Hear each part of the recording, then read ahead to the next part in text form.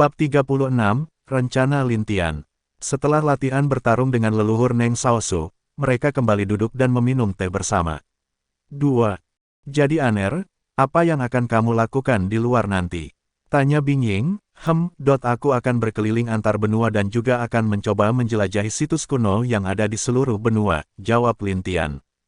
Oh, jadi begitu, kamu ingin mencari keberuntungan di situs-situs itu kah? Tanya Bing Lou. Iya bisa juga begitu, tapi juga untuk mencari dan menyelidik jejak Yimo di dunia ini. Mendengar perkataan Lintian membuat mereka agak terkejut dan juga terpana sedikit. Nak, apa kamu ingin berurusan dengan mereka? Tanya Bing Zentian dengan serius. Iya, leluhur, selain itu aku juga ingin menyelidik seluruh sekte di benua ini agar suatu saat jika para Yimo itu mendatangkan bencana kita bisa melawan balik. Jelas Lintian, anak ini. Katakan padaku dengan jujur, kamu dan kakak laki-lakimu Bing Zhao telah mulai melakukannya sejak 2 tahun lalu kan? Tanya leluhur Bing Shaosu kepadanya. Bagaimana leluhur? Tentu saja aku tahu, saat kami mengizinkanmu kembali ke rumah orang tuamu di sekte, aku mengikutimu juga secara sembunyi-sembunyi, takut terjadi apa-apa denganmu. Dia menggeleng-gelengkan kepalanya mengingat itu. Itu apa? Kamu membiarkan tikus kecilmu mencuri ikan di kecil Longjiu itu. Akibatnya dia kesal dan bahkan mencari di seluruh sekte, Ais. Hahaha, anak ini memang masih memiliki sifat nakalnya walau sudah dewasa. Mendengar cerita Bing Shaosu menyebabkan Bing Zentian tertawa. Bahkan yang lainnya juga menggeleng-gelengkan kepalanya. Bukan itu, hanya aku penasaran rasanya saja leluhur. Jelas Lintian dengan agak malu, memang dia sudah dewasa tapi sifat nakalnya yang suka keluar dan rasa penasaran dia itu masih ada seperti dulu. Kadang-kadang jika dia diizinkan keluar untuk beristirahat selain bertemu dengan orang tuanya dan dia juga akan bertemu dengan kakak laki-laki Bing Zhao lalu pergi ke hutan belakang sekte untuk memanggang. Yang anehnya, kalian bahkan merencanakan untuk keluar melakukan petualangan untuk mencari pengalaman dan bahkan menyelidiki tentang Yimo. Alis Bing Shaosu agak berkerut. Aku memang telah berbicara dengan kakak Zhao tentang itu. Selain dari menyelidiki itu kami juga ingin mengumpulkan beberapa harta berharga dan beberapa warisan untuk sekte kita leluhur, jelas Lintian. Bicarakan rencanamu dengan kakakmu, cucuku si Zhao itu kabur dari rumah, dan yang lain tidak tahu kenapa dia tiba-tiba pergi. Sekarang aku baru mengerti, jelas Bing Zentian. Iya leluhur, lalu dia menjelaskan semua rencana dia dan Bing Zhao ke leluhur itu. Kenapa Bing Zhao tiba-tiba lari dari rumah dan kenapa mereka merencanakan semua itu. Mereka mendengarkan dengan tenang dan serius. Setelah beberapa jam telah berlalu, dan Sri pun semakin sore, jadi begitu, Nak, aku memang setuju dengan rencanamu itu. Bing Zentian menganggukkan kepalanya dan memberikan persetujuan kepada Lintian. Iya kami juga setuju, yang lainnya saling pandang dan mengangguk bersama. Terima kasih leluhur, lalu Lintian memberi hormat dan berterima kasih atas izin mereka. Iya, tidak perlu sopan. Jika rencanamu bisa dilakukan maka sekte kita akan berkembang di ketinggian baru. Contohnya sekarang paman pertamamu dan keduamu juga sudah mulai di jalur berbeda lagi karena kata-katamu. Mereka bahkan mencoba satu hal baru seperti paman pertamamu mencoba belajar arai, jelas Zentian. Ia bahkan tetua di sekte lainnya juga belajar hal lain selain kultivasi ada juga yang ahli alkimia, arai, dan pemurnian belajar bela diri. Walau mereka berkembang sedikit lebih lambat tapi mereka sudah cukup kuat jika bisa menggunakan bela diri di antara ahli alkimia di luar sekte kita, jelas Bing Shaosu juga. Baiklah, jadi bagaimana caranya kamu bisa menyimpan warisan para ahli itu dan membawanya ke sini nak? Tanya Bing Jin. Dengan bola ini leluhur Jin. Lintian mengeluarkan sebuah bola dari cincinnya, dan meletakkannya di atas meja. Setelah itu mereka memperhatikan bila itu, tapi tidak ada yang istimewa. Setelah beberapa saat melihat Bing Jin baru tahu apa bola ini, jangan-jangan eksperimenmu berhasil nak? Tanya Bing Jin. Iya, tapi belum ku coba leluhur, aku masih sedikit ragu, dan mungkin keberhasilannya hanya 70%, jelas Lintian. Hahaha, itu sudah cukup tinggi, dan di hari lain kamu juga bisa mencobanya dengan mencari warisan di dunia luar, jelas Bing Jin sambil tersenyum. Hei, jangan berbicara berdua saja. Apa ini? Tanya Bing Lou kesal. Oh, ini adalah bola segel, di dalamnya terdapat rune yang telah diukir, fungsinya menjebak sebuah roh dan menyimpan sebuah hal-hal lainnya. ini juga mungkin bisa menangkap dan memindahkan hal seperti warisan ke dalam dan juga bisa berfungsi untuk merekam. Jelas Bing Jin, sebelumnya aku dan Lin Tian ingin menjadikannya sebuah alat perekam dan penyimpan hal-hal seperti roh, tapi tak kusangka Lin Tian bahkan berhasil membuatnya untuk banyak hal, setelah kami belajar dan merencanakan bersama. Iya, tapi itu juga beberapa kali gagal, jadi aku hanya mencoba mengubah sedikit rune di dalamnya, jelasin Tian. Oh, begitu, kalau begitu nanti berikan kepadaku, dan akan membuatkannya beberapa lagi agar nanti setelah kamu kembali membawa warisan itu jika kehabisan tinggal bawa yang lainnya tanpa menunggu dibuat lagi, jelas Bing Jin. Baik leluhur, dia mengangguk dan mengeluarkan batu rekaman lalu memberikannya ke leluhur Bing Jin.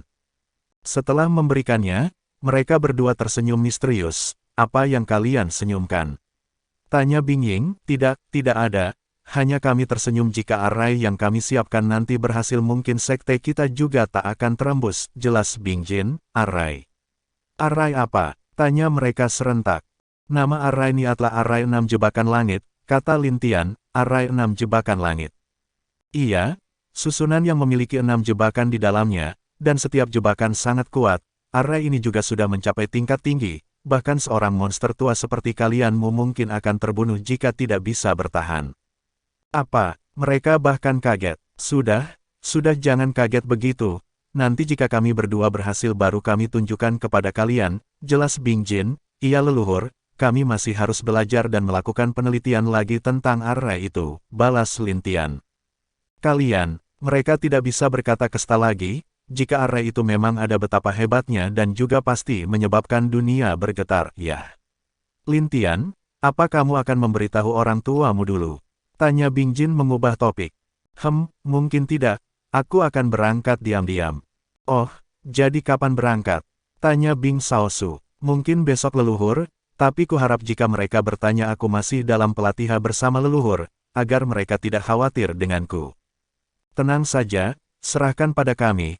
Tapi kamu harus berhati-hati di luar sana, jelas Bing Zentian. Baik leluhur, sudah pergi istirahat dulu, besok baru pergi, menyuruh Lin Tian pergi untuk beristirahat. Iya, aku pamit dulu leluhur. Lin Tian lalu memberi hormat dan pergi dari tempat itu kembali ke tempatnya, setelah itu dia mulai bermeditasi sebentar dan malamnya dia pun beristirahat. Bab 37. Perpisahan. Di pagi hari, Nak, jaga dirimu dan juga pulanglah jika kamu merindukan kami, kata Bing Zentian. Iya leluhur, Lin Tian. Ingatlah, sejauh apapun kamu pergi jika kamu lelah kembalilah ke sini. Kami semua akan menerimamu dan menghadapi semua masalah bersama, Bing Shaosu berbicara dengan senyum di wajahnya. Mendengar kata-kata leluhur Bing Shaosu, mata Lin Tian agak lembab dan dia sedikit gemetar mendengarnya. Setelah menebangkan diri, dia menghembuskan nafas sedikit, iya pasti. Aku akan kembali ke sini untuk melihat leluhur, apalagi rumahku di sini dan ibu, ayah dan keluargaku berada di sini, kata Lin Tian dengan senyum tulus di wajahnya. Hahaha, bagus, berhati-hatilah, pergilah berpetualang, karena seekor elang tidak boleh terkurung di sarangnya saja, karena jika dia hanya di sarangnya saja akan menyebabkan ketajaman dan cakarnya menjadi lembut, kata Bing Jin tertawa senang. Iya, benar yang dikatakan leluhur Jin Munak. Hanya dengan merasakan resiko hidup dan mati kamu bisa berkembang. Bing Ying tersenyum walau dia sebenarnya tidak tega membiarkan Lin Tian pergi keluar sendirian. Hehehe, tenang saja leluhur Ying, saat aku kembali aku pasti akan memberikan hadiah yang bagus untuk leluhur Ying, katanya sambil tersenyum. Ayoyoy Nak, jangan lupakan kami berempat, apa kamu tidak menganggap kami juga? Balas Bing Lou dengan tersenyum, tentu aku juga ingat hadiah untuk leluhur juga. Bagus, pergilah. Kami merestuimu, jika bisa nanti bawa seorang gadis kembali ke sini. Bing Zentian menggoda Lin Tian sedikit. Aku masih muda leluhur, kata Lin Tian agak canggung. Hahaha, sudah berangkatlah. Arai ini akan membawamu keluar. Ingatlah di luar memakai topeng itu, agar orang lain tidak mengetahui siapa kamu, dan untuk melindungimu dari beberapa wanita yang bernafsu, jelas Bing Ying. Iya leluhur Bing Ying, lagian siapa yang mau? Sebelum Lin Tian selesai menyelesaikan kata-katanya, Bing Ying langsung menyelanya. Tetap pakai, kata Bing Ying tegas. Baik leluhur. Dia memakai topeng. Topeng itu bergambar seperti wajah manusia. Setelah memakainya wajah Lin Tian berubah menjadi sederhana dan walau masih tampan tapi tidak setampan dirinya yang asli. yang bisa menyebabkan wanita menjadi tertarik karena wajah Lin Tian. Bagus, ini cocok, kata leluhur Bing Ying. Topeng perubah wajah ini memang sedikit kurang enak dipakai. Lin Tian agak mengeluh. Mendengar itu Bing Ying mengetuk kepala Lin Tian dan berkata, itu aku susah-susah meminta kenakanku membuatkannya untukmu, jadi jangan mengeluh. Nanti juga terbiasa, kata Bing Ying dengan agak kesal. Baik leluhur, hahaha, nak berangkatlah, kata Bing Zentian. Baik, sampai jumpa leluhur. Lin Tian memberi hormat dan bergegas ke arah teleport. Setelah Lin Tian menghilang, mereka agak merasa kehilangan, tapi mereka tahu bahwa jika dia terus di sini maka itu membuat taring dia jadi lemah. Apa kamu tidak memberitahukan tentang ibu dia? Tanya Bing Zentian. Oh, soal perikiar sedang hamilkah? Tanya Bing Ying. Astaga, aku lupa soal itu, balas Bing Shaosu. Aku juga, tapi jika dia tahu mungkin dia akan menunda kepergiannya.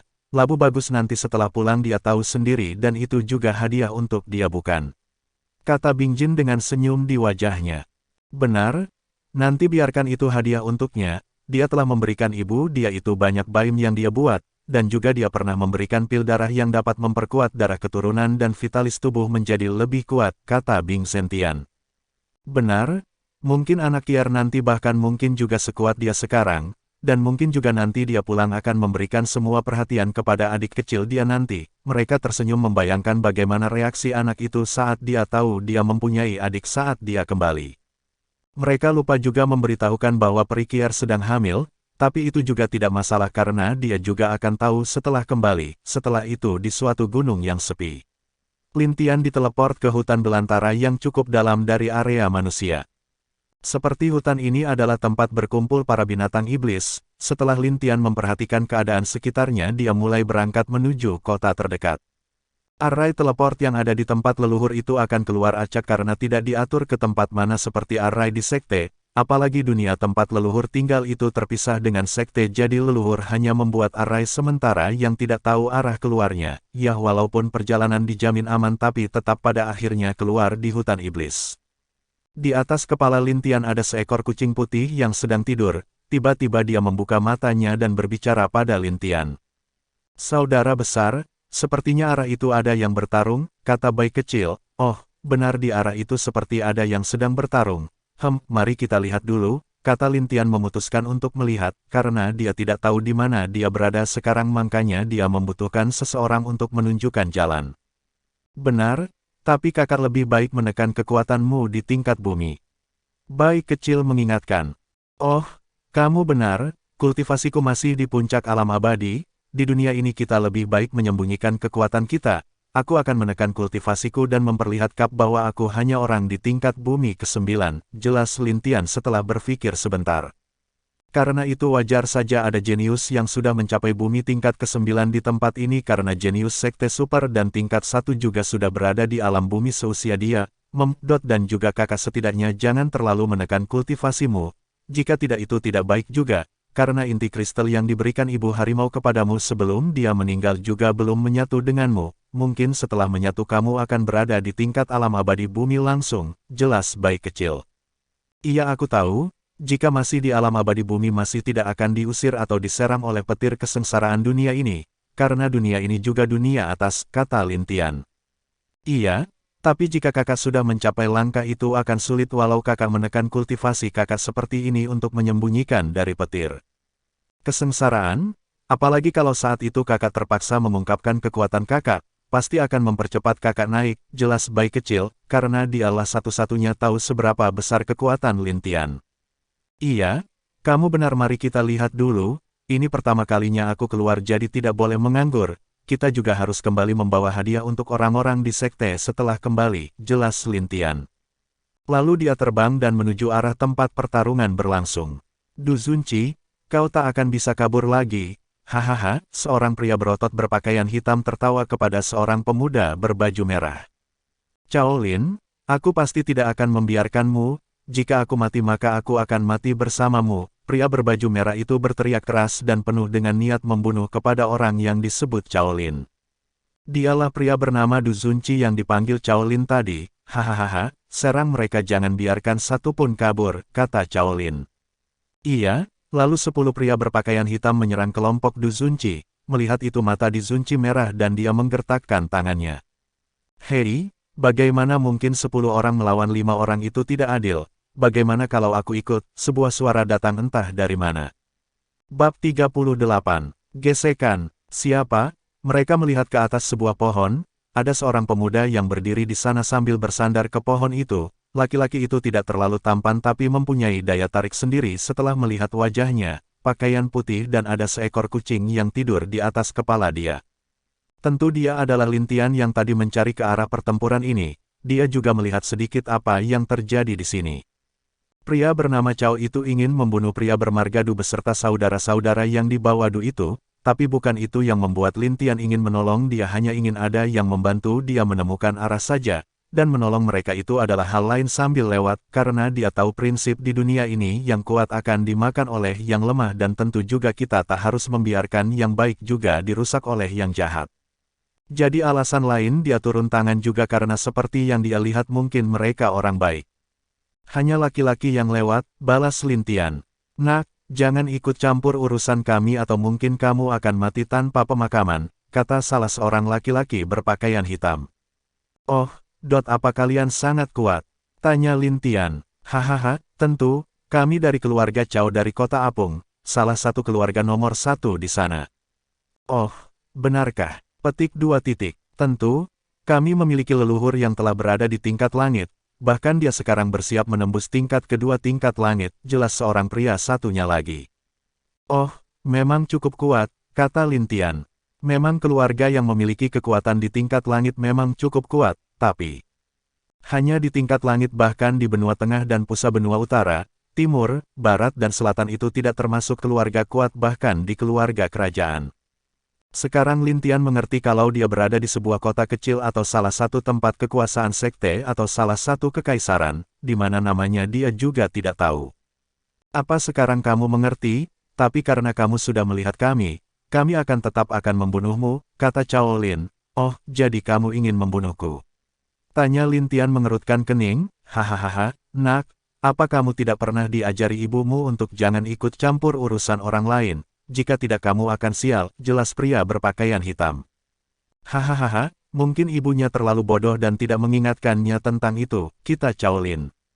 Mendengar ibunya disebut bodoh Lintian menggertakkan giginya, dia yang biasanya tenang membuat dia sangat marah, karena baginya ibu dan keluarganya adalah skala terbaliknya, siapapun yang menghina mereka dia akan sangat marah, dan pasti akan menghajarnya. Kalian ingin mati? Kata Lintian berteriak keras sambil menatap tajam mereka. Apa kamu ingin marah? Ayo ke sini, biarkan ibumu saja yang maju, kata salah satu orang berpakaian hitam. Adik cepat pergi, ini urusan kami, harusnya kamu tidak ke sini, kata Du Zunci. Mereka harus mati, kata Lintian tanpa mempedulikan Di Zunci. Hahaha, membunuh kami, apa kamu bisa nak? Kata Cao Lin, kurang ajar. Lintian tidak tahan lalu menyerang Cao Lin dan orang-orang berpakaian hitam itu. Aura membunuh yang baru saja dikeluarkan Lintian pun membuat mereka ketakutan bahkan kaki mereka pun lemas, tapi mereka baru sadar kalau anak ini mengerikan, mereka telah membuat marah seorang ahli. Walaupun mereka tidak bisa melihat kultivasi anak ini mereka yakin anak ini sudah sangat kuat. Karena mereka yang tertinggi hanya berada pada tubuh tempering puncak hanya 3 orang, Cao Lin hanya berada di tingkat 8 dan lainnya ada di bawah Cao Lin. Setelah itu Lintian menyerang mereka dengan tinju, dia bergerak dengan cepat, lalu datang ke depan orang berpakaian hitam tingkat tempering tubuh puncak 9. Boom! Sekali pukul kepala orang itu pecah berkeping-keping. Dan tubuhnya pun jatuh ke tanah. Mereka yang melihat itu kaget.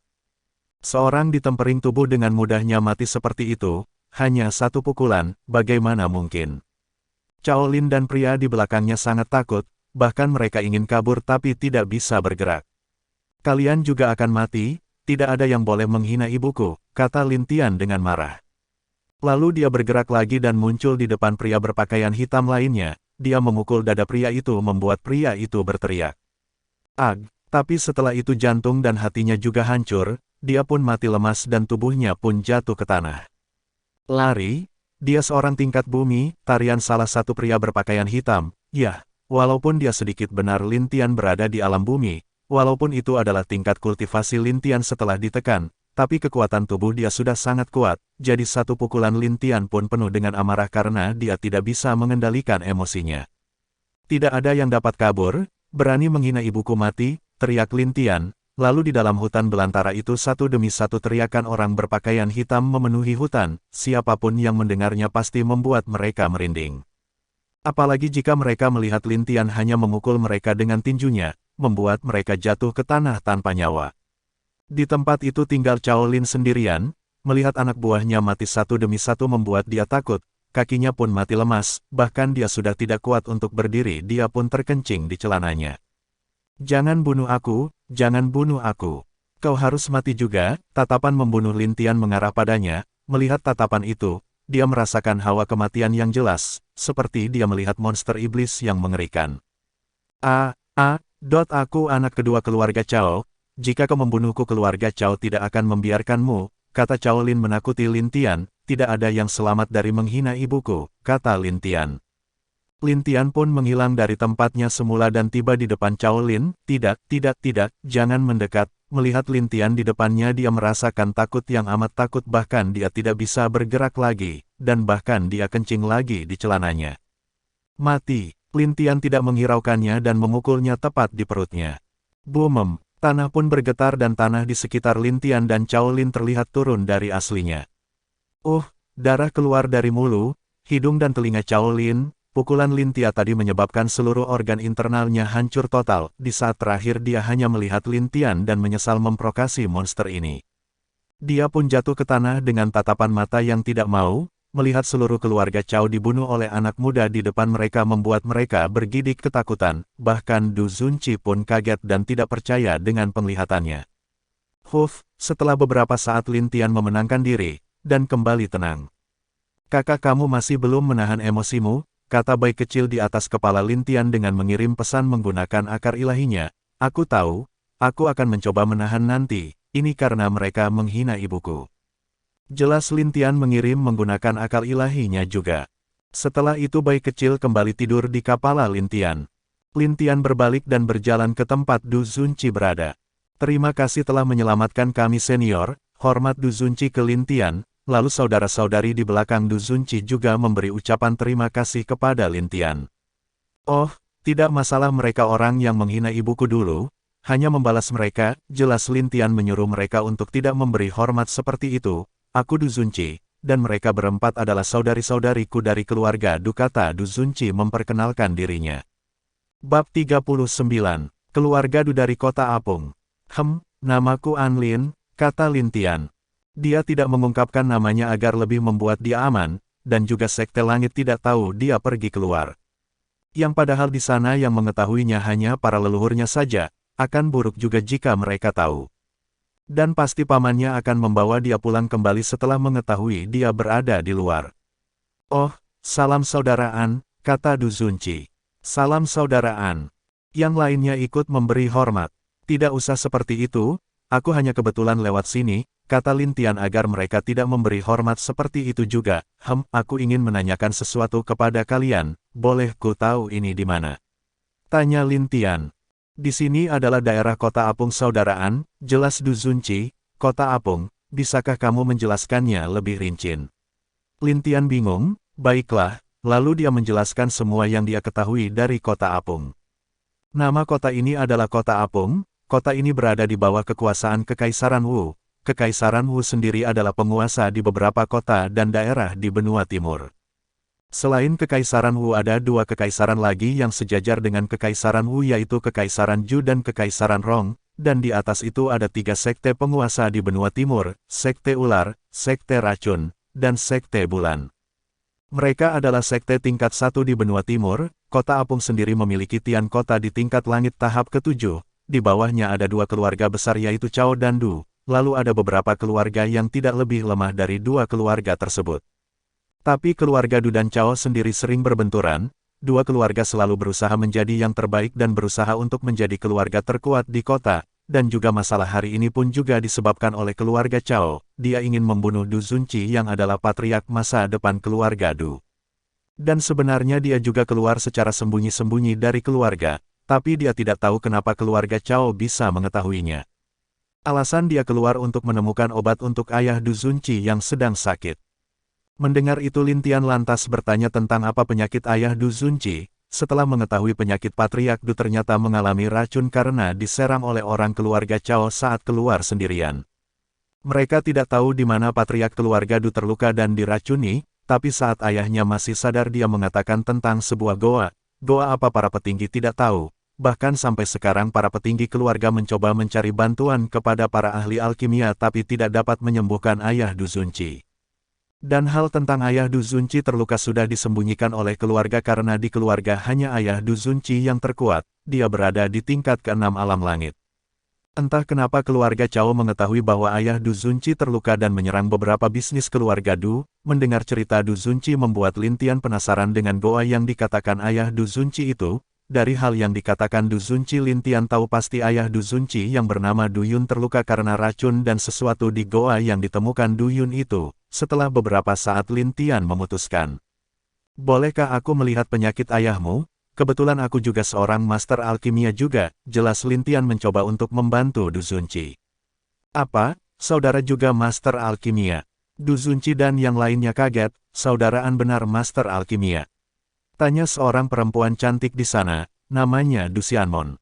Dia adalah sepupu Du Zunci anak dari paman kedua dan keponakan ayah Du Zunci. Dan umur Du Xianmon juga sedikit lebih tua dari Lin Tian. Dia sudah berumur 17 tahun, kultivasinya berada di tingkat ke-7 alam tempering tubuh. Dia juga salah satu generasi muda terkuat di klan Du. Ia bisa dibilang begitu, jelas Lin Tian. Itu, kalau boleh tahu di tingkat apakah saudara di alkimia? Tanya Du Zunci. Aku tidak tahu, jawab Lin Tian dengan nada tenang. Apa saudaraan belum pernah mencoba tes alkimia di paviliun alkimia? Tanya Du Zunci. Paviliun alkimia apa itu? Tanya Lin Tian bingung. Itu adalah tempat di mana para master alkimia berkumpul, dikatakan adalah bahwa paviliun alkimia berdiri sendiri dan mereka sangat bersatu. Siapapun yang berani menyentuh dan menghina paviliun alkimia pasti akan lenyap, bahkan kekaisaran juga tidak berani menyinggung seorang ahli alkimia, jelas Du Zunci. Oh, begitu, maaf sebenarnya aku baru keluar dari rumah. Aku kurang tahu dengan dunia luar, jelas Lin Tian agak malu. Mendengar itu baru mereka sadar bahwa Lin Tian pasti anak muda yang keluar untuk mencari pengalaman dan dia juga kurang tahu tentang hal di luar. Pasti keluarga di belakang anak muda ini luar biasa, pikir mereka, ia tidak masalah saudaraan, balas Du Zunci sambil tersenyum. Terima kasih, lalu di tingkat apa master alkimia di kota apung ini paling tinggi? Tanya Lin Tian. Itu berada di tingkat 3 saudaraan, balas Du Zunci. Oh, mendengar itu Lin Tian hanya membalas dengan tenang. Dia sendiri belajar dengan leluhur di Sekte Langit, dan sudah bisa membuat pilti tingkat 8.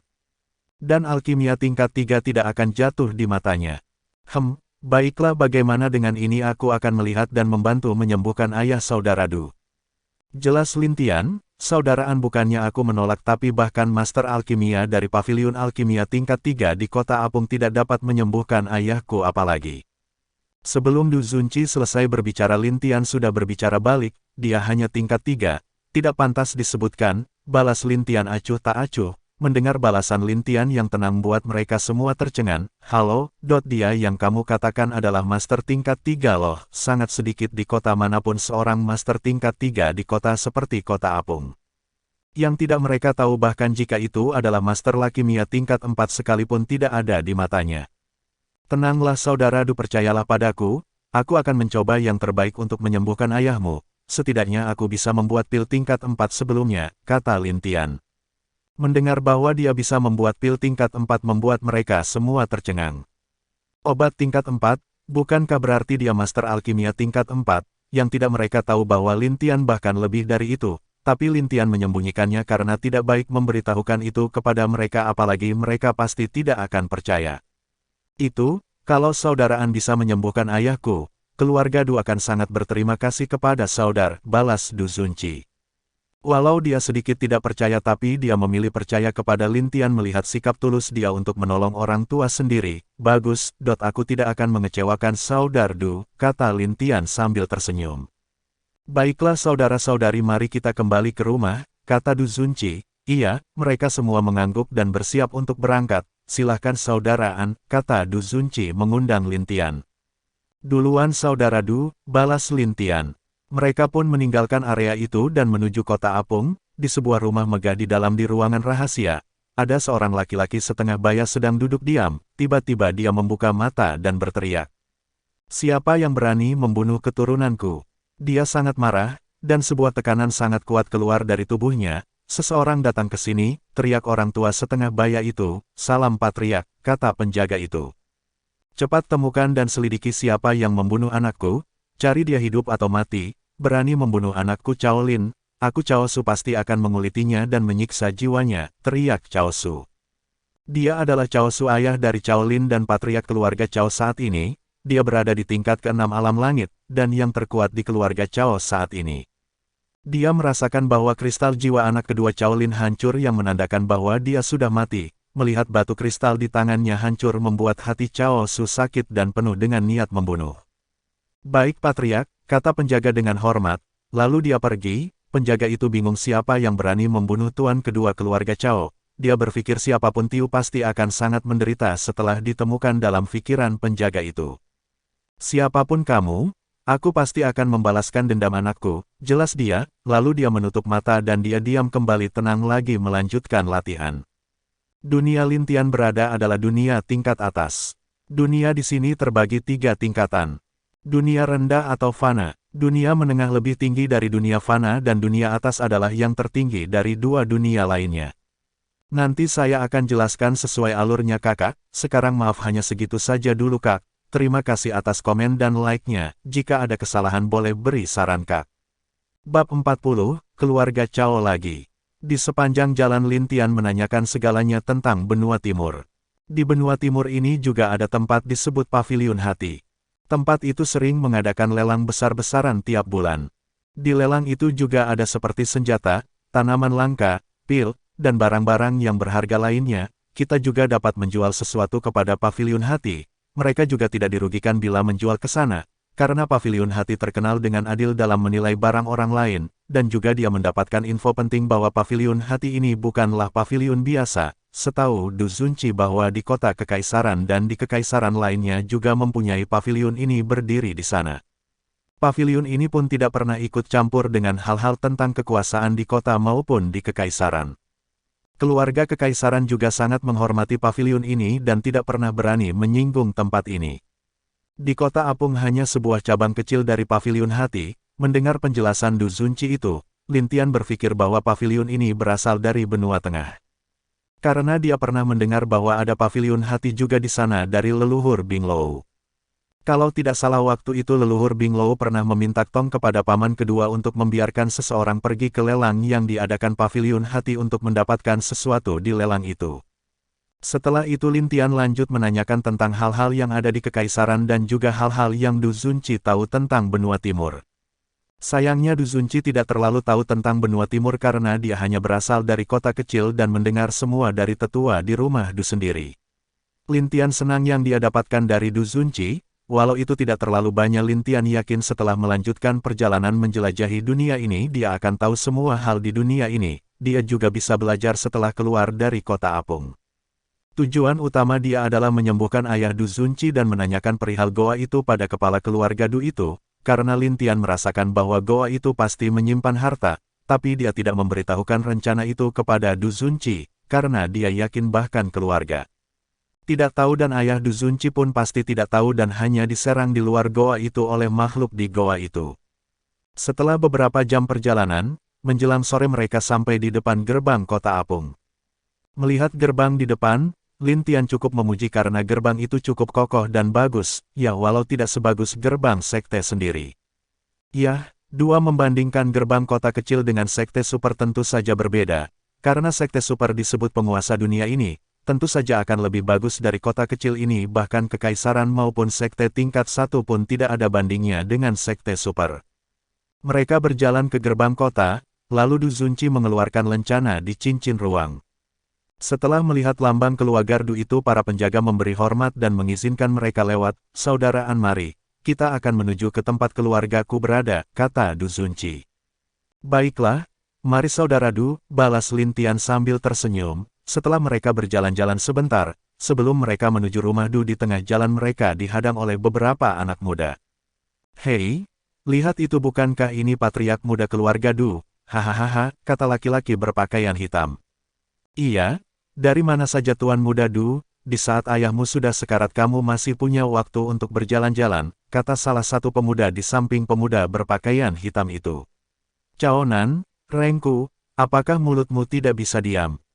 Balas Du Xianmon, "Hahaha, yoyoyo nona muda, ada apa, kenapa kau kesal, tapi kelihatan lebih kanti saat kamu kesal," jawab pemuda bernama Cao Nan itu.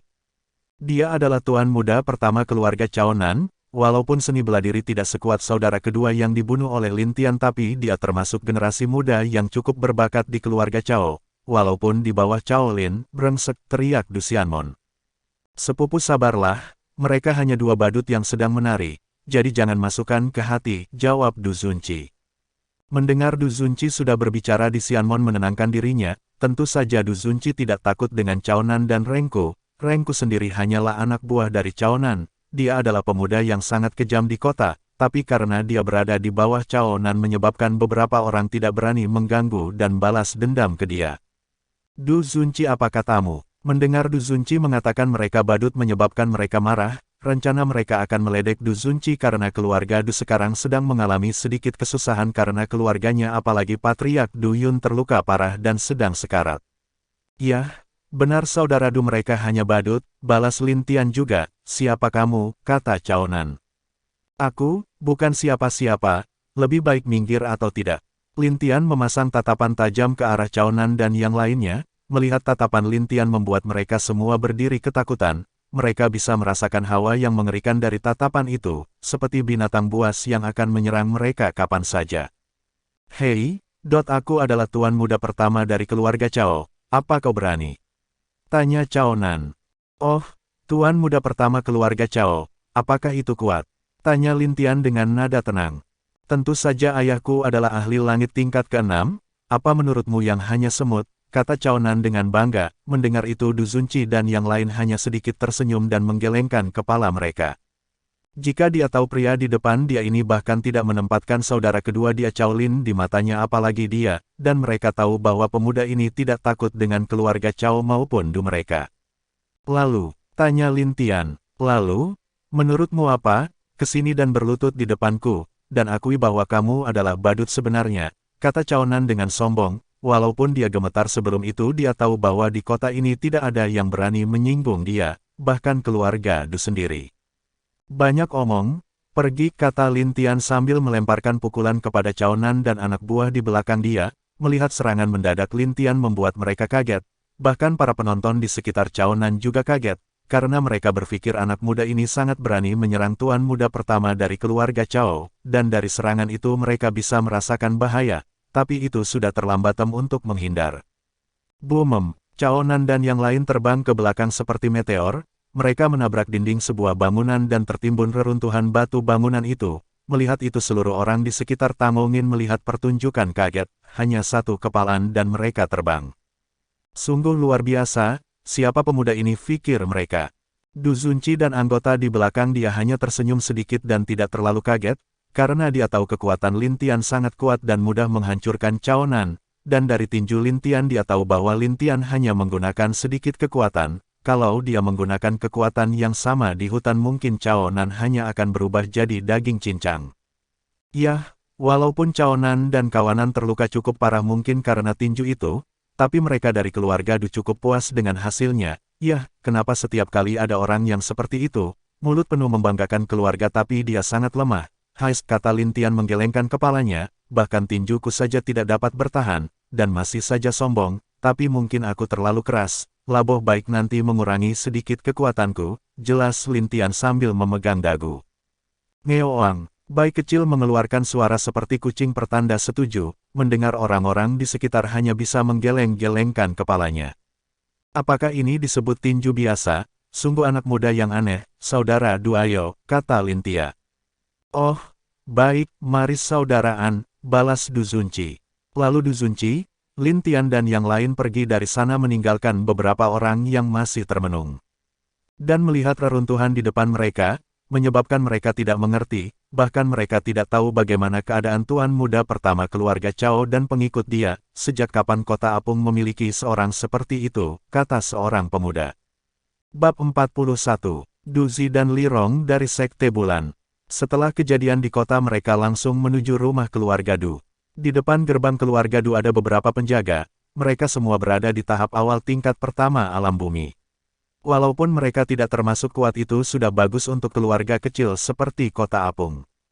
Lin Tian dan Du Zunci beserta rombongan masuk ke gerbang keluarga Du, para penjaga yang melihat Du Zunci dan rombongan memberi hormat, Du Zunci hanya mengangguk dan langsung masuk ke rumah keluarga Du, lalu dia membawa Lin Tian ke sebuah rumah yang lumayan bagus dan pergi ke halaman belakang rumah itu yang cukup luas. Saudaraan, tolong tunggu sebentar di sini, aku akan pergi melapor dulu ke tetua keluargaku, kata Du Zunci. Saudaraan dapat beristirahat di sini malam ini, kata Du Zunci. Baiklah, balas Lin Tian. Setelah melihat bahwa Lin Tian sudah nyaman di tempat itu, Du Zunci pergi. Dia berencana untuk pergi menemui para tetua sekte untuk melaporkan keadaan dia. Apalagi mungkin saudari dan ibu dia akan mengkhawatirkan diri dia, karena keluar terlalu lama. Di tempat Lin Tian beristirahat, Lin Tian duduk di sebuah kursi dan sedikit melamun. Bayi kecil, bagaimana menurutmu tentang goa yang menyebabkan patriark keluarga Du ini terluka? Tanya Lin Tian. Bayi kecil membuka mata dan sedikit menguap, lalu dia berbicara, menurutku mungkin itu adalah tempat warisan Kak. Oh, kamu berpikiran begitu juga, tapi menurutmu benda atau makhluk apa yang melukai orang itu? Tanya Lin Tian. Karena dia tahu bayi kecil adalah seekor harimau bersayap legendaris, dan dia tahu lebih banyak berkat warisan yang telah ada di dalam diri dia itu, mungkin itu ular piton beracun Kak, balas bayi kecil sambil sedikit menguap. Ular piton beracun salah satu binatang iblis yang termasuk dalam kategori beracun dan juga yang terlemah dari ular beracun, karena ular itu pasti hanya di tingkat puncak langi atau lebih tinggi sedikit dari patriark Du, Lin Tian berbicara setelah berpikir. Walaupun warisan itu mungkin tidak berguna untukku tapi untuk sekte kita mungkin cukup berguna, bila ada murid-murid kita yang cocok, pikir Lin Tian, ya, terserah kakak saja, aku akan ikut saja, jelas bayi kecil lalu tertidur lagi. Baiklah, sudah diputuskan, kata Lin Tian, setelah itu dia berdiri dan pindah duduk dekat kolam dan bermeditasi untuk berlatih sambil menunggu Du Zunci kembali. Apa keluarga Cao menyerangmu? Tanya seorang pria parubaya ke seorang pria yang sedang duduk di depan diri dia. Iya paman, aku tidak tahu mereka dari mana tahu, tapi mungkin ada pengkhianat di keluarga kita, jelas Du Zunci, dan orang yang dipanggil paman oleh dia adalah adik dari ayahnya bernama Dukong. Siapa pengkhianat di keluarga kita harus diselidiki, sekarang kamu harus diam tentang apa yang terjadi kepada keluarga yang lain, jelas Dukong. Iya paman. Dan soal pemuda yang bisa menyembuhkan kakakku itu bisa dilakukan biarkan dia melihat ayahmu. Jika itu berhasil itu sangat bagus, jelas Dukong. Baik paman, aku akan menemui dia dan berbicara kepadanya, jelas Du Zunci. Oh iya, kakakmu kembali dari Sekte Pedang, dia mencarimu kemana-mana setelah pulang, bahkan aku ayah yang membesarkannya tidak dipedulikan oleh dirinya, Dukong memberitahu Du Zunci sedikit mengeluh. Dia memiliki anak perempuan yang cukup kuat bernama Dusi. Dan juga anak satu-satu Dukong, dan juga dia berhasil masuk ke Sekte Bulan, walaupun masih murid luar tapi di kota kecil seperti ini sudah menakjubkan, dan masalah anak Dukong masuk ke Sekte Bulan pun tidak ada yang tahu di keluarga, hanya Du Zunci, ayah Duyun dan paman Dukong yang tahu, mereka merahasiakan dari keluarga lain agar menyelamatkan Duzi dari bahaya.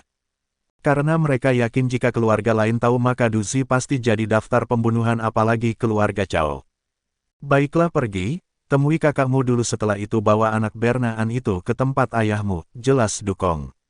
Baik paman, setelah Du Zunci pergi, terlihat bahwa Dukong agak menghela nafas, nak, andai kamu pergi keluar dan mendapatkan pengalaman seperti kakakmu, aku dan ayahmu pasti lebih tenang.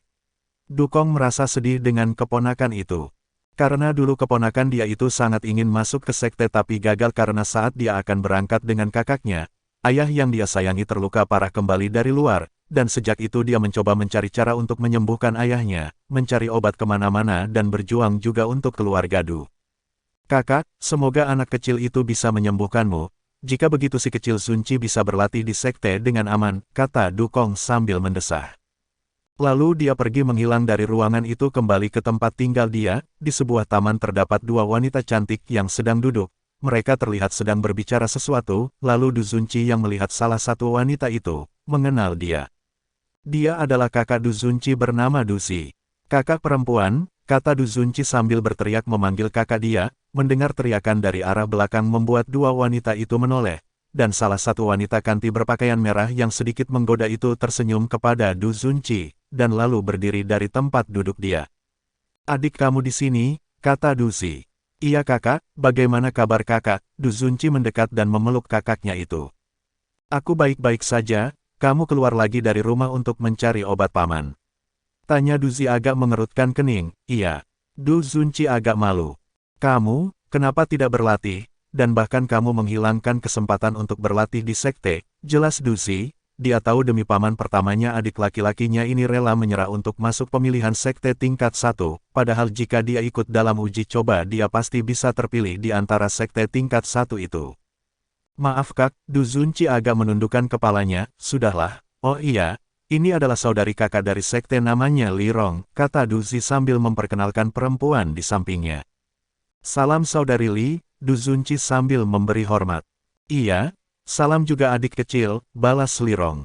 Oh iya, saudari seperguruan kakak ini adalah ahli alkimia tingkat 4 di sekte. Dia adalah murid dari salah satu tetua alkimia di sekte kakak, jelas Duzi. Tingkat 4 Master Alkimia. Mendengar perkataan kakaknya itu membuat Du Zunci kaget, masih muda dan sudah menjadi alkimia tingkat 4 sungguh luar biasa. Fikir Du Zunci, memang layak sekte tingkat 1. Maaf Kak Li atas kelancanganku, aku tidak tahu kalau saudari Li adalah seorang ahli alkimia, kata Du Zunci meminta maaf karena tadi tidak menyapa perempuan ini. Tidak masalah, jangan difikirkan, balas perempuan cantik berpakaian ungu dan seksi itu. Kakak, mengundang saudari Li ke sini untuk mencoba menyembuhkan ayahku. Tanya Du Zunci. Iya, kakak mengundang saudari Li untuk mencoba menyembuhkan paman, katanya sambil tersenyum. Aku akan mencoba yang terbaik, untuk menyembuhkan paman Du, jelas Li Rong sambil tersenyum. Di sekte dia adalah seorang ahli alkimia jenius, karena dia baru berumur 17 tahun sudah menjadi alkimia master tingkat 4. Dan dia juga murid salah satu tetua dari sekte bulan, dan dia bersama Duzi memiliki pertemanan yang cukup mendalam, jadi mendengar paman Duzi sedang sakit karena terkena racun dia berinisiatif ingin membantu dia sebagai teman. Terima kasih saudari Li, tapi Du Zunci agak canggung. Dia mengundang Lintian ke sini untuk memeriksa penyakit ayah dia, tapi dia tak menyangka kakaknya membawa seorang master alkimia muda ke sini. Tapi apa adik? Kata Duzi sedikit bingung, itu, waktu aku di jalan mau kembali ke sini aku bertemu dengan master alkimia juga, jadi aku juga mengundang dia untuk mencoba menyembuhkan ayahku kak, jelas Du Zunci kepada kakak dia. Oh, kalau boleh tahu siapa dia dan apa tingkat alkimia dia, tanya Duzi, aku tidak tahu pasti kak, tapi dia bilang tidak masalah membuat pil tingkat 5 kak, balas Du Zunci agak canggung. Dan mendengar ada master alkimia yang diundang Du Zunci ke sini yang bahkan tidak tahu asalnya dan mengaku bisa membuat pil tingkat 5 membuat mereka berdua mengerutkan kening. Mereka saling memandang, dan berpikiran yang tidak-tidak terhadap Lintian. Bab 42, Tuduhan Palsu. Oh, siapa namanya? Tanya Duzi. Anlin kak, jawab Du Zunci. Lalu apakah kamu tahu dia berasal dari mana? Li Rong berbicara, aku tidak tahu, dia tidak mengungkapkan dari mana dia berasal, jelas Du Zunci. Du Zunci yang melihat kakaknya terus bertanya seperti ini, membuat dia sedikit tidak senang, karena dia berpikir Lintian adalah orang baik, karena Lintian menyelamatkan dia dari bahaya keluarga Cao. Tapi dia tidak dapat memberitahukan kepada kakaknya ini, karena paman menyuruh merahasiakan rahasia ini. Nah adikku kamu mungkin tertipu oleh dia, mungkin saja dia adalah orang yang ingin masuk ke rumah ini untuk berbuat jahat atau ingin memanfaatkan kebaikan, jelas Duzi sambil menegur adiknya ini. Kakak tapi dia, tidak ada tapi-tapian, biar kakak yang berurusan dengan orang seperti ini, jelas Duzi. Iya adik tenang saja, orang yang seperti ini harus sedikit diberi pelajaran, apalagi mengaku seorang alkemis tingkat 5, bahkan dia tahu betapa susahnya menjadi alkemis. Gurunya pun hanya seorang alkemis tingkat 8 di sekte, itu pun adalah orang penting di sana, karena di sekte hanya memiliki beberapa alkemis tingkat 7, dan tingkat 8 di sekte hanya bisa dihitung dengan jari. Kakak, jangan begitu, kata Du Zunci. Sudah, di mana dia? Dia di halaman belakangku, Kak. Baiklah, ikut denganku sekarang, biar aku buat dia menyesal memanfaatkanmu, kata Duzi. Kak, jangan. Du Zunci ingin mencegah kakaknya. Aku akan ikut saudari Du. Terima kasih saudari Li.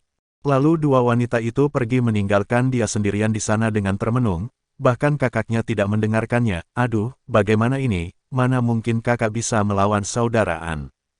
Hancur sudah, desah Du Zunci lagi. Akhirnya setelah beberapa saat dia tersadar lagi dan dengan tidak berdaya dia berlari mengejar kakak dia itu. Semoga saja kakak tidak melakukan hal-hal yang menyinggung saudaraan, pikir Du Zunci di hati. Dia berlari menuju halaman belakang rumah dia itu. Di halaman belakang Lin Tian masih diam dan berlatih. Dia ingin mencoba apa dia bisa mengendalikan elemen lain di tubuh dia sekarang. Dia sudah dapat mengendalikan elemen petir dan melahap, seperti elemen ruang, api, kekacauan, bumi, kematian, yin dan yang kegelapan itu sudah sedikit bisa dikendalikan oleh Lin Tian. Dan dari kedelapan elemen 7 sudah bisa dikendalikan dengan Lin Tian.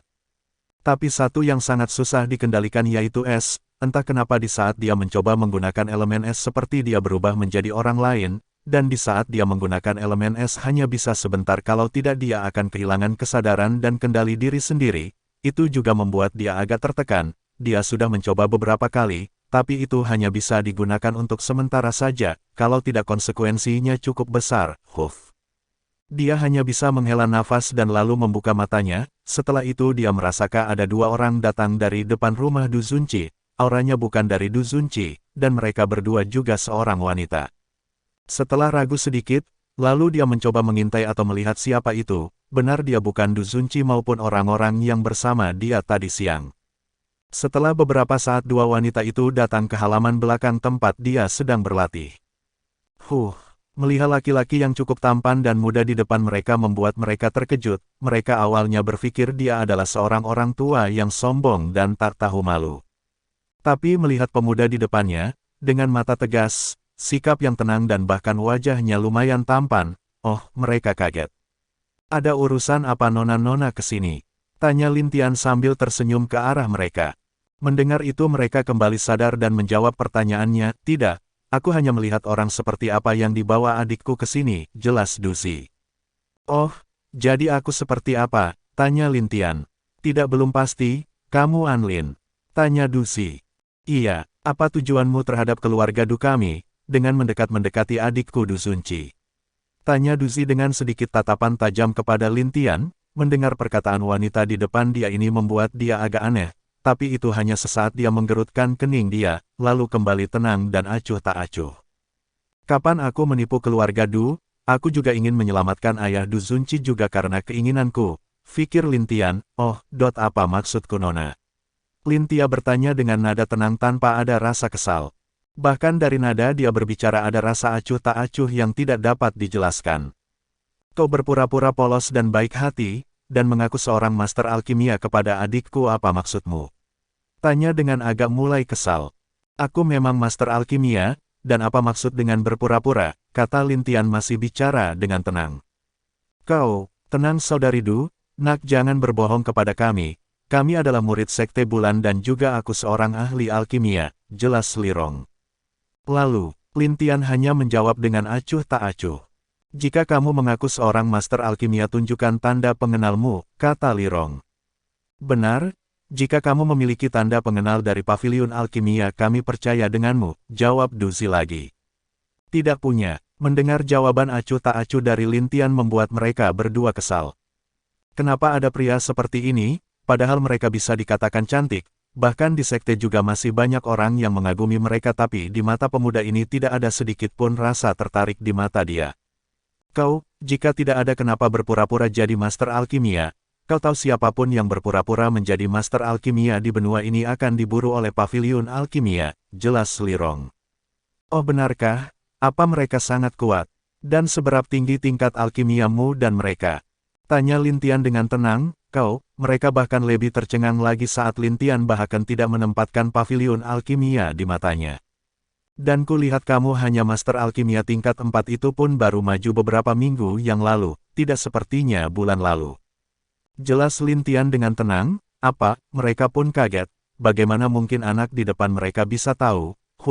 Hanya tingkat 4, tapi sudah cukup bagus di usiamu ini, kata Lintian agak menghela nafas. Tentu dia tidak menempatkan master tingkat 4 di depannya, karena jika dia mau dia bisa membuat pil tingkat ke-9 dengan mudah, dan mungkin menembus ke tingkat Grandmaster Alkimia, dengan membuat pil tingkat bumi jika dia mau. Dan juga orang yang mengajarnya adalah seorang setengah langkah keraja obat, yang bisa membuat pil sein palsu. Pil sein palsu adalah pil di bawah pil sein asli.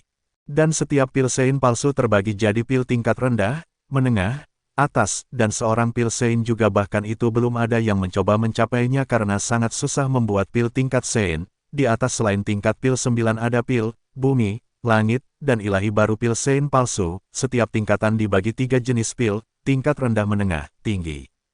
Dan setelah mencapai pembuatan pil tingkat langit akan mulai ada petir kesengsaraan saat itu. Biasanya jika pil itu bagus akan mengandung sejumlah energi dan warna yang berbeda bahkan wanginya pun akan berbeda. Kau sungguh berani menghina kami, kata Duzi. Aku tidak menghinamu, jelas Lintian. Kurang ajar, mereka serentak berbicara lalu Duzi siap untuk mengayunkan pedangnya, tapi Lintian hanya tetap tenang duduk seperti biasa. Kakak, jangan, berhenti. Du Zunci berlari ke depan Lintian dan mencegah kakaknya menyerang. Adik kau, bab 43, cerita malam. Adik, kenapa kamu menghalangiku? Tanya Duzi. Itu, saudara Du, orang ini menipumu, dia hanya ingin mendekati keluargamu saja. Jika dia seorang master alkimia harusnya dia memiliki simbol pengenal dari persatuan alkimia, jelas Lirong. Kakak, saudari Li itu, dipertanyakan seperti ini membuat Du Zunci merasa agak tertekan. Soal pasti Lintian membunuh anak kedua Cao dan beberapa anggota klan Cao. Hanya dia dan beberapa saudara-saudari yang tahu, dan mereka sudah berjanji tidak akan memberitahukan kepada orang lain di hadapan paman keduanya. Apakah penting memiliki identitas seperti simbol dari Paviliun Alkimia atau Persatuan Alkimia apalah itu? Tanya Lintian, kamu. Lirong agak kesal. Pemuda ini yang sepertinya lebih muda dari dia tidak menempatkan master alkimia seperti dia dan yang lain di matanya. Kamu apa? Itu hanya simbol pengenal saja. Buat apa seorang ahli alkimia membanggakan diri karena simbol itu? Kalau hanya mempunyai simbol bisa membuat bangga dirimu saja, untuk apa kamu berlatih alkimia jika sudah puas dengan hadilmu yang sekarang? Lintian menegur wanita Lirong itu. Lintian tidak suka seorang alkemis yang sombong karena mempunyai status master. Dulu leluhur pernah berkata padanya, di atas langit masih ada langit, janganlah berpuas diri jika berhasil melakukan sesuatu yang bagus, karena ada orang yang lebih baik daripada dirimu di suatu tempat sana. Jadi teruslah untuk berlatih dan mengembangkan dirimu, jika gagal jangan menyerah, selagi masih bisa mencoba-coba lagi. Sesungguhnya kesombongan akan menghancurkan orang itu sangat buruk suatu saat nanti. Kata-kata leluhurnya itu membuat Lintian lebih dewasa dan tidak pernah menyerah untuk merubah diri dan selalu maju walau akan gagal. Mendengar dia ditegur oleh seorang pemuda yang lebih muda dari dirinya, membuat dadanya naik turun. Kamu berani menegurku seperti itu? Apa kamu tidak tahu bahwa betapa terhormat seorang master alkimia tingkat 4 sepertiku? Tanya Lirong dengan kesal. Bahkan dua kakak adik Du juga tidak pernah menyangka bahwa pemuda di depan mereka bisa berkata seperti itu kepada Lirong. Kamu terlalu sombong, hanya alkemis tingkat 4, dan juga kekuatan jiwamu bahkan baru naik sedikit, mungkin baru di tahap 4 awal spiritual.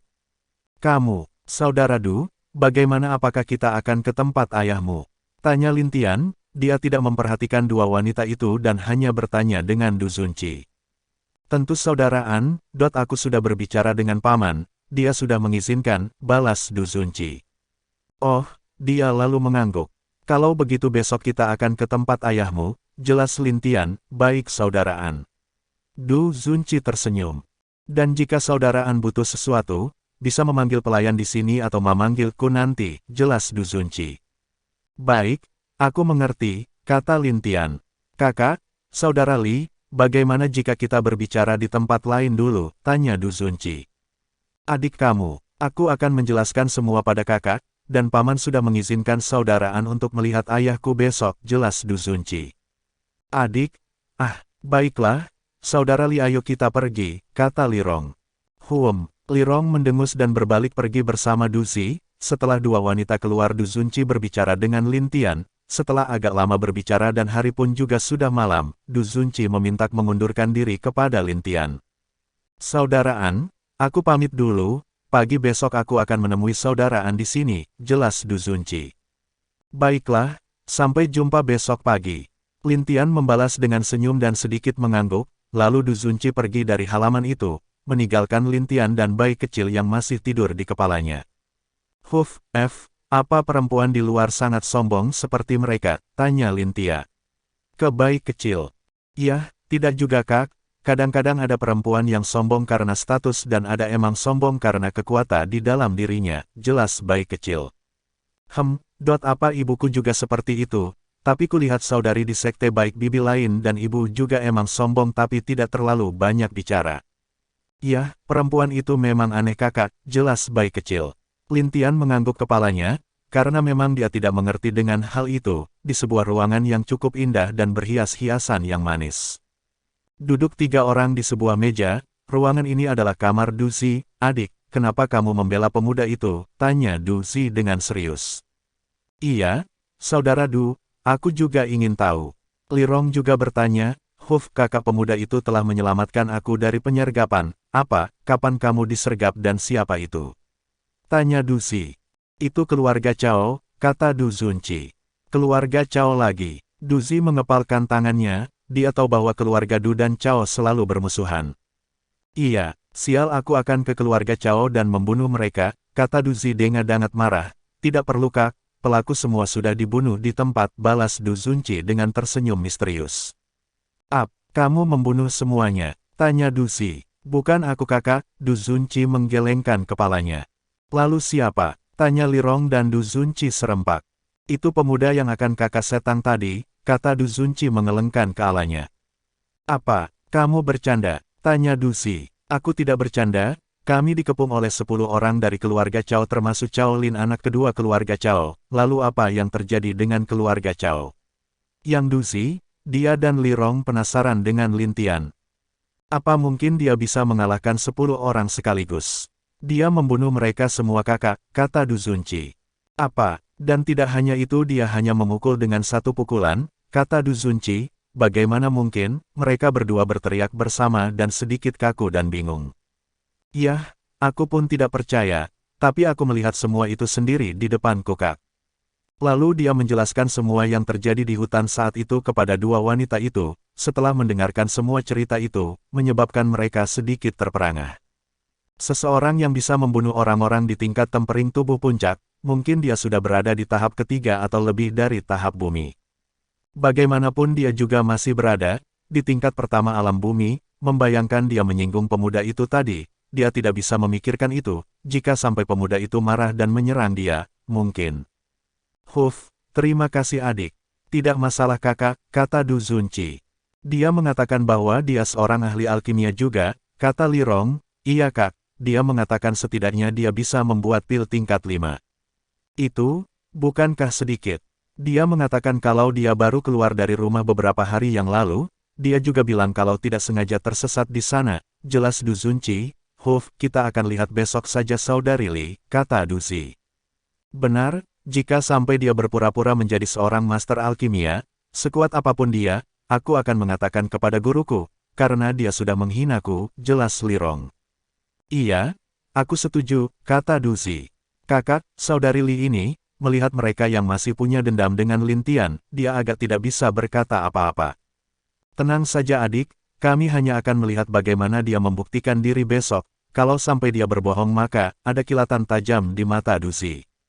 Yah, aku tidak bisa berkata apa-apa lagi, jelas Du Zunci, tenang saja besok aku juga akan melihat paman, aku akan mencoba untuk melihat penyakit paman Du besok.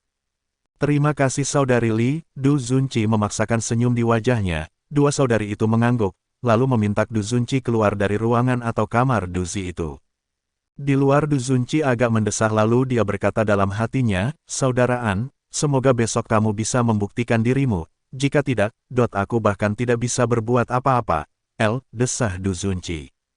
Bab 44, Lin Fenger, di malam tempat keluarga Du. Lin Tian sedang dalam pelatihan malam. Seperti yang dia lakukan selama ini, dia akan berlatih di malam hari, dia juga memasang arai di sekitar tempat dia berada sekarang. Dalam pelatihan malam ini, Lin Tian mencoba untuk menstabilkan kultivasinya. Dia juga mencoba mengkokohkan pondasi kultivasi diri sendiri agar lebih kuat dan sempurna. Dia juga menahan diri untuk tidak menerobos, karena kristal iblis yang diberikan oleh ibu harimaunya sungguh memiliki kekuatan yang sangat kuat. Dia merasa ibu harimaunya mungkin bukan berasal dari dunia ini, karena saat itu dia membawa Lin Long dan yang lainnya saat masih telur. Sejak mereka menetas sampai sekarang kekuatan mereka lebih kuat dari dirinya sendiri. Di dalam kalung yang dipakai Lin Tian, sebuah cahaya muncul dan sesosok perempuan muncul di depannya. Perempuan ini sangat cantik, wajahnya yang menarik, mata yang sangat indah, di tengah alisnya terdapat sebuah lambang seperti sebuah burung api. Kalau seorang pria lain melihatnya mungkin dia tidak tahan dari godaan wanita ini. Wanita itu lalu tersenyum ke Lin Tian dan duduk di samping tempat tidurnya. "Kakak," kata perempuan itu. Mendengar suara yang memanggilnya, Lin Tian membuka mata lalu menatap perempuan di samping itu. Lalu dia tersenyum dan mengusap kepala wanita itu. Fenger, jarang sekali kamu keluar menemui aku," tanya Lin Tian. Perempuan ini tentu adalah Lin Fenger, salah satu adik Lin Tian yang dari 4 telur yang diberikan oleh ibu harimau itu. Dia juga adalah seekor phoenix, dan bukan seekor phoenix biasa, dia adalah phoenix 9 warna. Leluhur dari semua phoenix, dan dengan tekanan darahnya saja bisa membuat seluruh phoenix yang kuat berlutut di depannya. "Aku hanya merindukan kakak, dan aku baru saja selesai berlatih," kata Lin Fenger sambil tersenyum. "Baguslah, bagaimana dengan saudara yang lain?" tanya Lin Tian. "Kakak Long dan adikku masih berlatih, kecuali seseorang yang hanya tidur di atas kepalamu saja setiap hari," kata Lin Fenger sambil menatap ke seekor kucing di atas bantal itu. Kucing kecil yang manis itu tentu adalah bayi kecil. Bayi kecil berpura-pura tidur saja, karena dia tahu dirinya akan habis-habisan dimarahi oleh Fenger. Dan apa yang dia lakukan hanya berpura-pura tidur agar selamat dari bahaya itu. Dia dan Fenger memiliki hubungan khusus, ya bisa dibilang mereka seperti pasangan, dan orang yang paling ditakuti bayi kecil tentu adalah Fenger ini. "Oh, biarkan saja, ngomong-ngomong kenapa kamu tumben keluar?" tanya Lin Tian. "Aku ingin menjemput kucing kecil ini kak," katanya sambil mengerutkan keningnya. Di antara mereka berempat hanya bayi kecil yang belum berubah bentuk menjadi manusia walaupun dia sudah mencapai alam abadi, dan dia yang paling lambat di antara mereka bertiga. Bukan dia lamban tapi dia hanya mengikuti kekuatan Lin Tian. Jika dia ingin mungkin dia bisa lebih kuat dari Lin Tian seperti ketiga yang lainnya, yang sekarang kekuatannya sudah sangat kuat dari dia dan Lin Tian. Dan jika dia ingin memang dia bisa menjadi bentuk manusia, tapi dia hanya ingin selalu bisa bersama Lin Tian, dan mengawasinya dari atas. Mendengar bahwa Fenger mencarinya bayi kecil mau tidak mau semua bulunya berdiri, entah kenapa perasaannya membuat ekornya terasa berat. "Aduh, kenapa wanita ini mencariku, sial, apa karena?" Sesuatu terlintas di benak bayi kecil. "Kenapa dengan bayi kecil?" tanya Lin Tian agak bingung. "Ayo kakakku tersayang, jangan biarkan dia membawaku, ayo cegah," kata bayi kecil di dalam hati. Dia juga sudah berkeringat sendiri. "Tidak apa-apa kak, hanya berbicara dengan dia saja," kata Fenger sambil memeluk tangan Lin Tian. Melihat sikap Fenger yang dekat dengannya seperti ini membuat dia senang, karena dia memiliki saudara-saudara yang selalu menemani diri dia, dan mereka juga terhubung bersama. "Oh, baiklah, bawa saja," kata Lin Tian. "Sial, kakak." Tiba-tiba dia berdiri dan mencoba untuk berlari. Melihat si bayi kecil yang akan lari, Fenger marah dan sedikit berteriak. "Mau lari kemana?" Lalu dia melempar sebuah tali berbentuk ikat kepala. Dia melemparkan ke arah bayi kecil yang akan lari. Gawat. Bayi kecil yang akan lari tertangkap basah dan lehernya diikat oleh ikatan di lehernya itu. "Meong, Fengerku yang cantik, Fenger sayang, wanita terbaik, bisakah kita bicara baik-baik?" Bayi kecil berbicara langsung ke Fenger. "Oh, ingin berbicara? Baiklah, ayo kita berbicara empat mata," kata Fenger sambil tersenyum. Tapi senyum itu membuat bayi kecil ketakutan dan sontak mencoba untuk kabur. Tapi sayang sekali dia tidak bisa lari karena lehernya terikat. "Hehehe, ayo kita berbicara ya, kata Fenger sambil tersenyum menakutkan. "Meong, kakak laki-lakiku yang baik, tolong aku mohon." Bayi kecil memohon pertolongan kepada Lin Tian. "Kenapa kamu takut? Bukannya Fenger hanya berbicara denganmu?" tanya Lin Tian bingung. "Ya, benar kak, aku hanya berbicara saja, dia memang penakut kak," balas Fenger. Melihat kakak laki-laki tertua dia ini membuat dia merasa lemah. dia lupa kalau kakaknya ini tidak tahu apa-apa yang dimaksud Fenger. Sial, wanita memang mengerikan, kata Bai kecil dalam hati. Apa, kau mengutukku di dalam hatimu? Tanya Fenger saat melihat ekspresi sedih dan mengeluh di wajah kucing itu. Kak, lihat Bai kecil mengutukku kak, kata Fenger ke Lintian dengan sedikit mengeluh dan memegang tangannya. Bai kecil jangan begitu, kata Lintian menegur diri Bai kecil. Sial, kakakku sungguh lemah di depan Fenger, dasar wanita penyihir, balas dia dalam hati. Baiklah kak, aku akan membawa Bai kecil dulu. Iya, jaga dirimu, tenang saja kak, aku sayang kakak. Dia memeluk Lintian lalu setelah itu menarik Bai kecil ke dalam kalung di leher Lintian. Melihat mereka berdua menghilang, Lintian hanya menggeleng-gelengkan kepalanya. Huff, lebih baik aku kembali latihan. Lalu Lintian menutup matanya kembali. Di dalam kalung, ruangan di sana sangat luas dan mirip dengan pegunungan yang luar di luar. Di kalung itu bisa disebut dunia kecil, yang tampak mirip dengan dunia asli. Memiliki tanah, sungai, dan pegunungan. Juga aura di sana sangat bagus untuk binatang iblis maupun manusia. Tapi lebih untuk ke binatang iblis, di dalam kalung Lintian juga memiliki beberapa binatang iblis lain selain 4 saudaranya itu, dan beberapa binatang biasa juga yang dia masukkan ke dalam. Di tempat di sebuah gunung api di dalam kalung. Ayo kamu mengintipku saat aku mandi tadi kan? Tanya Fenger. Ayolah, aku tidak sengaja mengintip. Jangan marah begitu, kata Bai kecil dengan mengeluh. Dia tahu bahwa Fenger mengetahui bahwa dia mengintip saat dia sedang mandi di sungai, tapi tentu saja dia tidak akan mengakuinya. Kalau dia mengakuinya maka habislah dia. Baik, jika kamu tidak mengakuinya, lebih baik ku panggang kau di perapian, kata Fenger dengan kesal. Jangan, oh tidak, kata Bai kecil. Kakinya diikat oleh Fenger lalu menggantungkan dia ke bawah gunung api dengan kepala di bawah. Rasakan panas di sini untuk sehari ini. Berani lagi untuk mengintipku, akan kubuat kau jadi kucing panggang, kata Fenger sambil meninggalkan Bai kecil di sana. Ayolah sayang, aku salah, aku tidak akan melakukan itu lagi, panas. Fenger sepertinya rambutku terbakar, sayang ampuni aku, teriak Bai kecil. Di atas gunung itu terdengar teriakan sedih Bai kecil memanggil-manggil dan meminta maaf kepada Fenger. Di luar rumah keluarga Du, ada sekelompok orang berpakaian hitam. Ayo masuk. Patriark mereka sedang sekarat, kita culik Tuan Muda Du Zunci dan cobalah menemukan ruangan patriark keluarga Du dan bunuh. Iya, lalu mereka masuk ke dalam rumah Du, di antara mereka ada yang berada di tingkat kelima alam bumi, di tingkat ketiga alam bumi yang terendah dari mereka dan pemimpin mereka berada di tingkat ketujuh alam bumi. Mereka semua ada 10 orang berpakaian hitam, di malam itu sudah dipastikan malam penuh darah. Tingkat alkimia, tingkat 1-9, Grandmaster. Awal, pertengahan, menengah, setengah Raja Alkimia. Raja Alkimia, macam-macam pil tingkat 1-9. Pil bumi awal, menengah, tinggi. Orang yang bisa membuat pil ini berada di tingkat Grandmaster awal.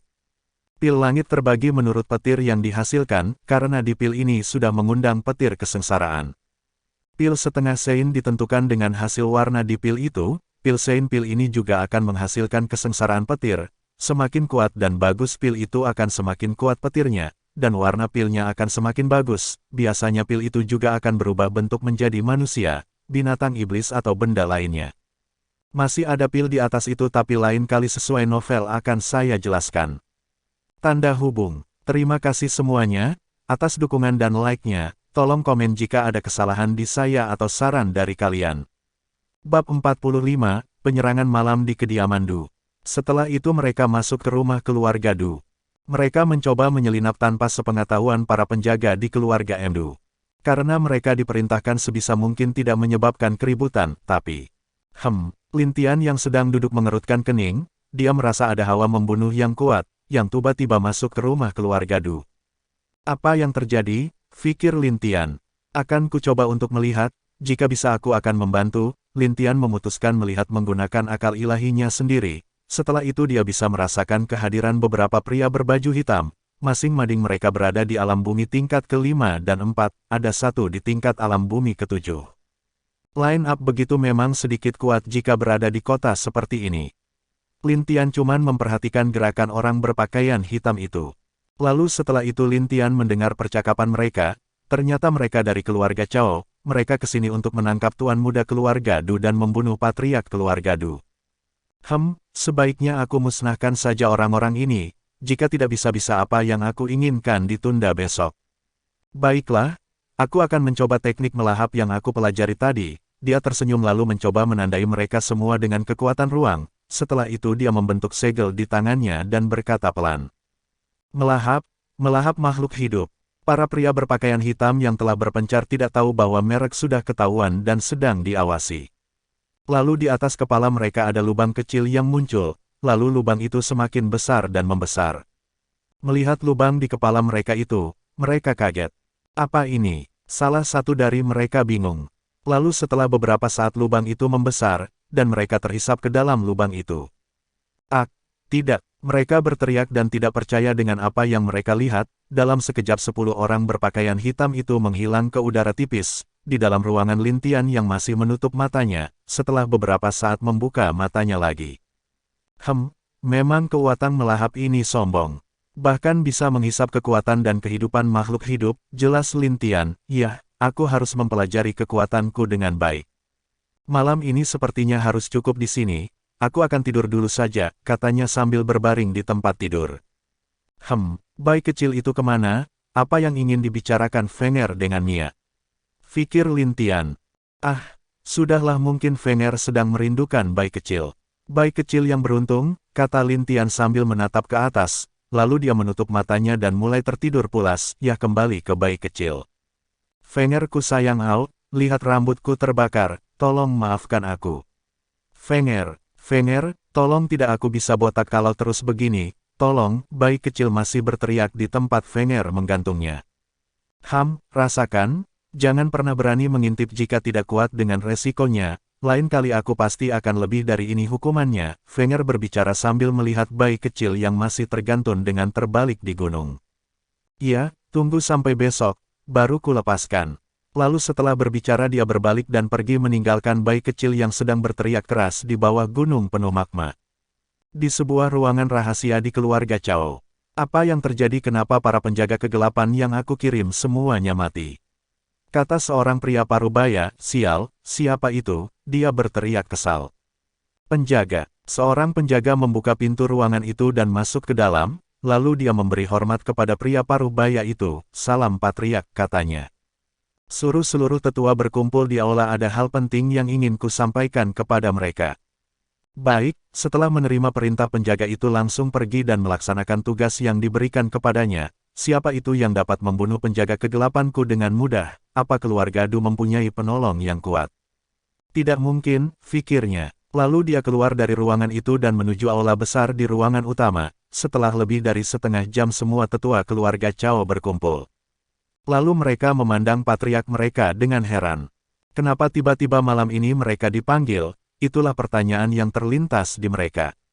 Salam patriark, masalah apa yang sampai membuat kita ke aula di tengah malam ini? Kata tetua yang berwajah sudah cukup tua. Dia adalah elder besar keluarga Chao. Pria tua itu bernama Chao Ping. Dia berada di alam langit tingkat ketiga. Tadi aku memerintahkan penjaga gelap untuk menangkap Du Zunci dan membunuh patriark keluarga Du Yun, kata patriark keluarga Chao. Mendengar itu mereka kaget, mereka tahu kalau patriark keluarga Du sedang sekarat sekarang. Ternyata patriark sudah bertindak duluan, tapi kenapa dia tidak berbicara bersama mereka duluan? Lalu patriark apa yang terjadi? Tanya elder besar keluarga Chao, para orang-orang yang kusuruh semuanya mati, kata patriark keluarga Chao, Chao Su. Apa? Para tetua itu kaget, bagaimana mungkin pasukan gelap mereka mati semua? Patriark ini, apa yang terjadi? Elder besar berbicara, aku tidak tahu. Chao Su agak tertekan, dia pun merasa aneh dan merasa tidak percaya, tapi semua batu jiwa penjaga kegelapannya benar-benar hancur, kalau bukan karena batu jiwa mereka yang hancur mungkin dia tidak akan tahu. Aku pun merasa aneh, tapi aku merasa ada yang menjaga keluarga Du, dan aku tidak tahu siapa itu, jelas Chao Su. Tetua lain mengangguk, mungkin memang ada seorang ahli di sana, jadi bagaimana patriark? Tanya salah satu tetua yang duduk di sana, kita akan menyelidikinya. Tugaskan beberapa orang mengawasi rumah Du, tapi jangan terlalu dekat. Lalu tetap cari pembunuh anakku Chaolin dan juga beritahu jika anak yang memukul anakku di kota keluar dari rumah Du, beritahu segeran. Baik, Tidak ada yang boleh melukai anakku apalagi membunuhnya. Aku akan membuat dia menyesal, jelas Cao Su. Bergeraklah sekarang, jika ada memiliki kesempatan buat orang suruhan kita menyampaikan pesan kepada kita, agar kita dapat menghancurkan rumah Du. Perintah Cao Su. Baik, lalu mereka bubar dan menjalankan apa yang diperintahkan oleh patriark keluarga Cao. Sepertinya menghadapi keluarga Du juga harus berhati-hati, tapi apa yang terjadi dengan Du Yun sampai terluka seperti itu? Fikir Cao Su, setelah semua orang pergi di sana, dia tahu Du Yun terluka parah dan dia juga mencari info kenapa orang itu bisa terluka saat kembali tapi semuanya sia-sia. Karena setelah sampai di kediaman keluarga Du Yun langsung ditutup dan setelah itu dia tak sadarkan diri karena terluka terlalu parah. Sampai sekarang pun juga dia masih tak sadarkan diri. Sudahlah, aku harus mencari pembunuh anakku dulu, katanya tegas, lalu dia keluar dari ruangan itu dan menghilang di gunung api kembali. Aduh Fenger, kamu yang terindah, kamu yang tercantik, kamu yang kusayangi, tolonglah aku, Meong, aku laki-lakimu bagaimana kamu tega melakukanku seperti ini, jelas bayi kecil sambil mengeluh. Kakak tertua kamu pasti akan merasakan apa yang ku rasakan suatu saat nanti. Au, tidak buluku, sayang tolong aku, teriak bayi kecil. Hacuu, Lintian tiba-tiba batuk tersentak dari tidurnya. Siapa yang membicarakan aku, kata Lintian. Tidak lama dia menggelengkan kepalanya dan kembali tidur. Bersambung.